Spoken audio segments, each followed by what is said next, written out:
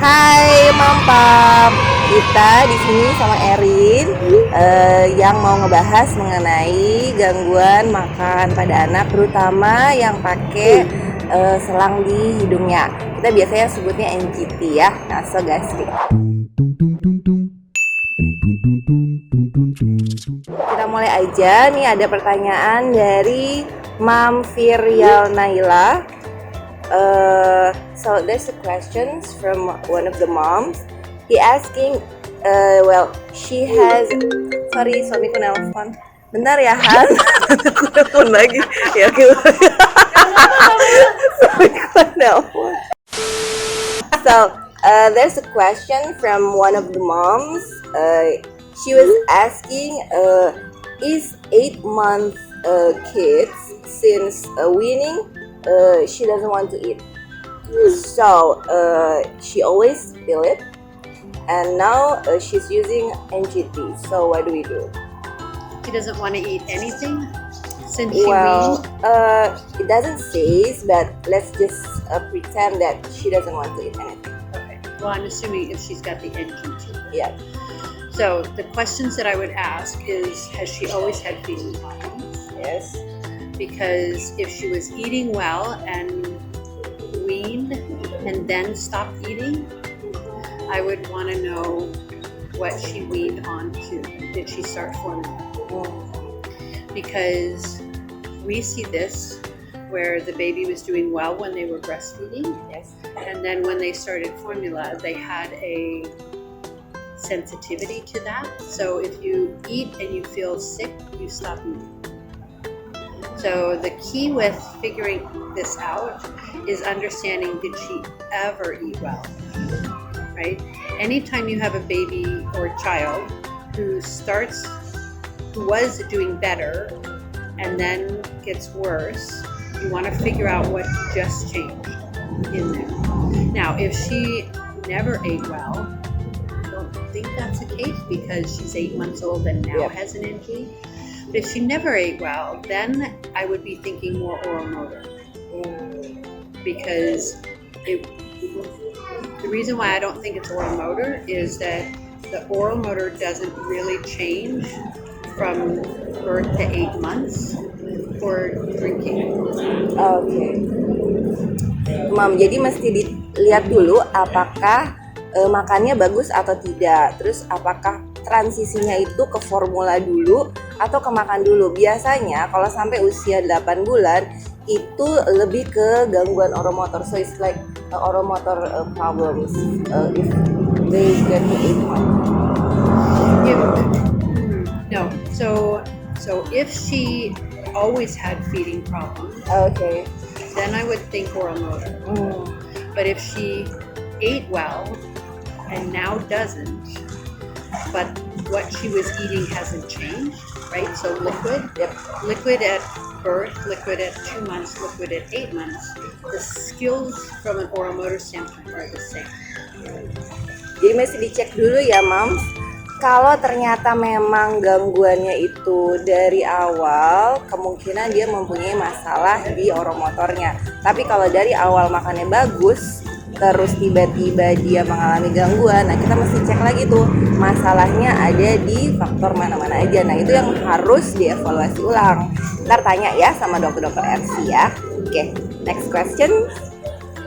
Ini dari Mam Jamilatus Sadia. Well, dia nanya tidak mau makanan lumat, lebih tertarik makanan bentuk asli sejak awal empati. Penyebabnya, she was asking that the baby don't want puree. The baby just interested in like real food, the real original shapes and everything since the beginning of weaning. Do you think what caused it? I think this baby is smart. Okay. Pinter Mam anaknya. Babies, spoon feeding is not necessary. Okay. Spoon feeding helps a baby go from drinking, which is the tongue movement is up and down, to being able to pull food from the front of the mouth to the back without having to chew. So if this baby is much more interested in real food, I would give her real food and then see. She may have the ability from an oral motor standpoint to be able to start chewing, especially softer foods like fruits. The other reason why babies like real food instead of mashed food is sensory. She may be like me. I like bigger flavors. I like more interest in my food. Most of your food, I love. And this baby may be the same. Pureed food is boring. And she may have already figured out, hey, if you like that food, I want to try that food. You don't eat baby food. Why should I eat baby food? So it's okay. Gak masalah. Jadi penyebabnya mungkin sensori menurut Erin, tapi tidak jadi masalah kalaupun dia tidak suka puree. Karena untuk melumatkan puree dia dibutuhkan gerakan vertikal atas ke bawah dari lidah. Sedangkan untuk real food dia harus ada advanced level lagi, yaitu untuk chewing. Nah itu yang sebenarnya harus dipelajari. Kalau anaknya sudah suka dengan makanan yang original, yang asli, it doesn't matter, it's good, right? Yeah. The only time you really eat pureed food is when you're a little baby. We don't eat pureed food anymore. And so it's not a skill that you need to develop. It's to help you to move from one skill to the next skill. Udah terjawab ya. Next, dari Mam Anissa Sarina, dia menanyakan bagaimana caranya mengalihkan dari breastfeeding ke bottle feeding karena bayi menolak DOT. So she was asking how to distract from breastfeeding to the bottle feeding because her baby is refusing pacifier. He refused rubber nipples. Okay. How to distract it? How to distract or how to help the baby do both? Yeah, I think how to help the baby do both. Maybe her mom's like working or anything, so she was asking from breastfeeding to bottle feeding. Okay, so I'm going to answer that in two parts. Okay. The first is if you want to prevent this problem, Yeah. you want to, when babies are born, they're born with reflexes to suck. And the reason why is because we know that they don't know what to do and they need kind of an automatic way of doing it, right, with breastfeeding. And so with bottle feeding, if you introduce the plastic before they lose that reflex, so before 2 months, that reflex helps them to learn about bottle feeding, just like it helps them to learn about breastfeeding. So that's the first step, and then I'll answer her question if you want to tell them. Oke. Jadi menurut Erin, menyusui itu adalah sebuah refleks yang didapat sejak lahir. Jadi kalau kita mau mengajarkan bottle feeding, nyusu pakai botol, itu sebaiknya dilakukan sejak usia 2 minggu. Jadi pada saat kita lagi breastfeeding, ada diselipkan bottle feedingnya. Kemudian refleks itu akan terjadi sampai usia 2 bulan. Makanya harus diajarkan perlahan-lahan sejak awal. Jadinya nanti pada saat peralihan dari breastfeeding ke bottle feeding, anak sudah siap untuk pengalihan tersebut gitu.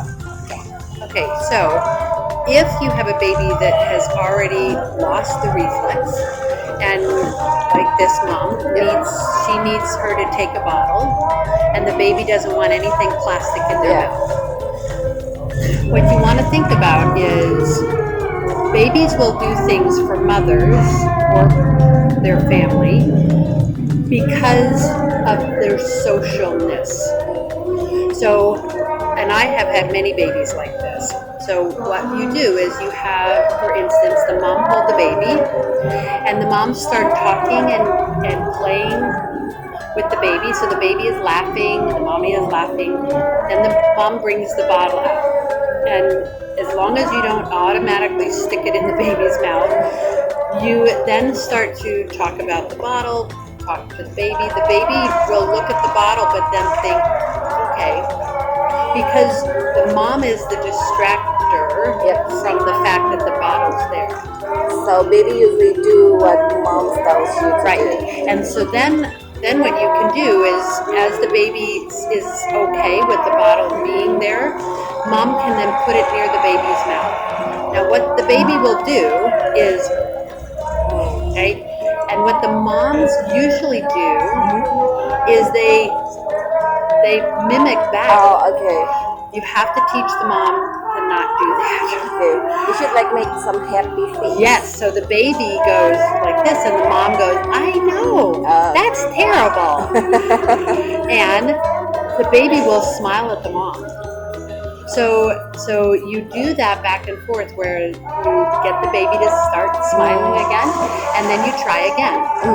And you just keep doing that, and pretty soon the baby is so engaged with you and has not had negative experiences because it's just touching them.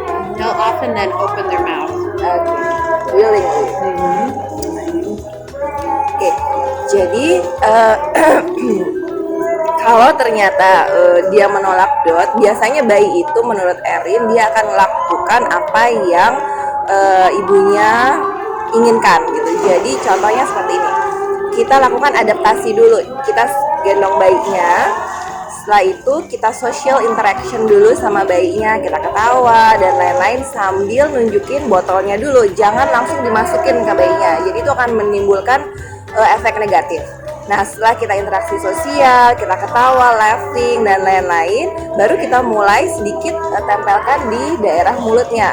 Ingat ya, Mam, jangan langsung dimasukkan karena itu akan menimbulkan defensive reaction. Nah, setelah dia sudah ngerasa nyaman dan lain-lain, dan ada yang sedikit masuk, biasanya bayi akan menunjukkan muka Nah, kalau bayi menunjukkan muka biasanya ibunya akan melakukan hal yang sama, dia akan Nah, sebagai moms yang mau anaknya adaptasi lebih bagus, kita langsung kasih happy face. Jadi kita langsung, it's okay, nggak enak ya. Nah, kita coba lagi ya, terus ketawa-ketawa lagi. Dan ini harus dilakukan berulang-ulang dan jangan langsung masukin itu dotnya ke mulut bayi. Harus bertahap ya, Mam, harus sabar. Terus berusaha sampai akhirnya dia secara willingly mau ngebuka mulutnya sendiri. Nah, saat itulah kita coba masukin si dotnya. Kurang lebih kayak gitu ya. And pertanyaan berikutnya dari Mam Desi, faktor apa yang bikin ASI stop produksi untuk ibu yang direct breastfeeding? Khawatir karena anak demanding direct breastfeeding. Okay, this is another question. What factors that makes breast milk stop production for breastfeeding moms? Because she was worried her child's like demanding direct breastfeeding. So I don't know, what kind of like short questions. So we just like assume that what caused breast milk stop productions for direct breastfeeding mom. Why? Right? Why would it drop? Yeah. Or go? Yes. All the way. Yeah. So there are certain infections Oh, okay. that a mom can get that can affect breast milk. Stress is the number one, and of course, if you see that you don't have as much milk, you are more stressed. When you're more stressed, then you don't make as much milk. That's another. And then the third is that if your baby has not been emptying your breast, Yes. or you haven't been pumping, your breast will make less because you ask for less. And that's the problem, because what usually happens is if you're not let's say your baby takes a little bit and you're worried, what do? You give them a bottle. Yes. Right? So you supplement somehow with cup feeding or a bottle. But if you supplement, then the baby is full, so the baby is not going to empty anymore. So they won't take another breastfeed. Right. And so then less comes out, less makes. Less comes out, less makes. Jadi penyebab yang mungkin terjadi adalah infeksi. Kemudian yang kedua adalah stres. Nah, yang ketiga adalah demensnya. Kalau demensnya kecil, maka ASI akan memproduksi sedikit juga. Jadi seringkali kalau ASINya sedikit, ibu-ibu suka stres duluan. Jadi udah langsung buru-buru ditambahin pakai formula. Sedangkan kalau penambahan dengan formula, maka bayi kan akan lebih kenyang. Jadinya untuk meminta breastfeeding lagi itu jadi lebih sedikit, jadi produksi jadi lebih sedikit gitu, karena permintaannya sedikit jadi produksinya sedikit, intinya sih kayak gitu. Jadi kalau mau produksi ASINya banyak ya kita harus less stress, happy, kemudian ada support dari orang-orang sekitar, sama kita kasih terus, jangan langsung give up, harus terus menerus biar demandnya banyak, produksinya juga jadi banyak. Oke, ini pertanyaan terakhir dari Mam Risti. Apakah berbeda anak yang makannya diemut dengan anak yang makannya dihisap? Oke, she was asking, is it different for child that eat pocketing, feeding, like putting food in the mouth for a long time, and then the child that who eat what do you call it? Suck it. Tunggu, dihisap sipping. Ya Allah. Pocketing and sipping, pertanyaannya itu kan? Yes. Sipping? Sipping. Sip the spoon, right? Yeah. Okay. Okay. So why do kids? Okay, so the question is, what's the difference between mouth pocketing and sipping? Okay. So pocketing happens outside the teeth, and sipping is going to be across the tongue. Oh, okay. So children pocket for a couple of reasons. One is oral motor. So they try to move the food to the teeth and it goes too far. Oh, Right. okay. Or their cheek is not strong enough, and so when the tongue moves, the cheek doesn't hold the food in the right place. Pocketing can also be sensory. So children may not know where the food is in their mouth, so they lose it. And so we have to figure out which one.